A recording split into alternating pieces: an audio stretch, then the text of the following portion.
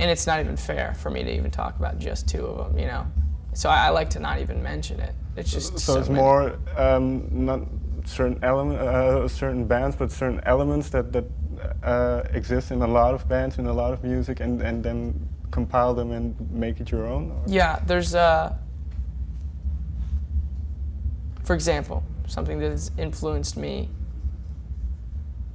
There's a song, and I don't want to like throw everything onto this one band, but there's a song by the Killers.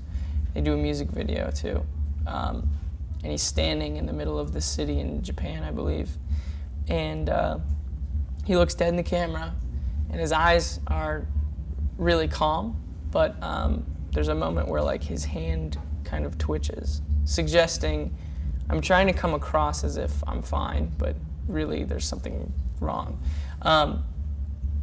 I think of a moment like that. That has influenced me musically more than any, you know, song has. You know, because I come from a generation that had YouTube. Mm-hmm. You know, I could look up anything I wanted. Yeah. I was influenced by, there's a music video by My Chemical Romance where they're playing in just this dusty abyss. And I've never, you know, they just pour it all out. It's like, that's how much I want to believe in my music. So those things, I think of like just different moments, you know, like. But I you know, those bands are amazing.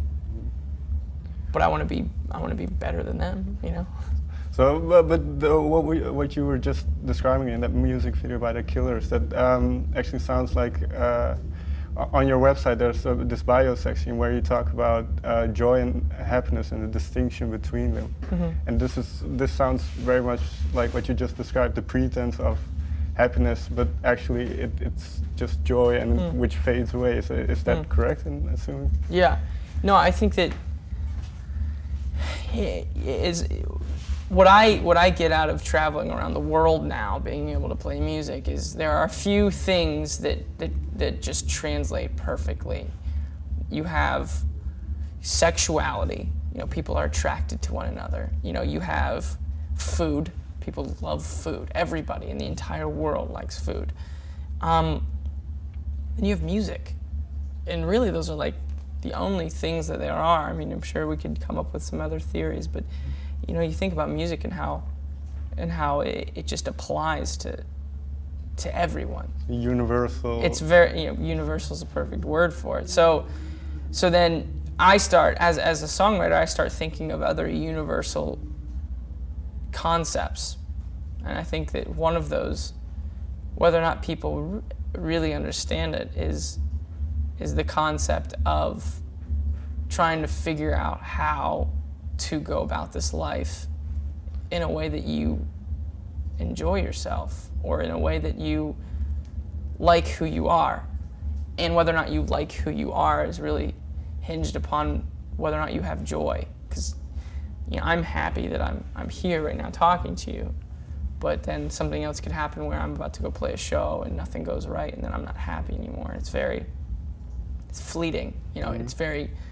It gets influenced by the things that are going on around me, and if I'm controlled by just that, then I'm gonna go nuts. I need to find something bigger. I need to find something that I have joy, which I feel like kind of it spans out over my entire life. If hopefully, you know, more than just a moment, hopefully a day, a month, years, where joy just is there. And I think that when you find joy, then you find peace, and when you find peace, then you have obviously found something to believe in.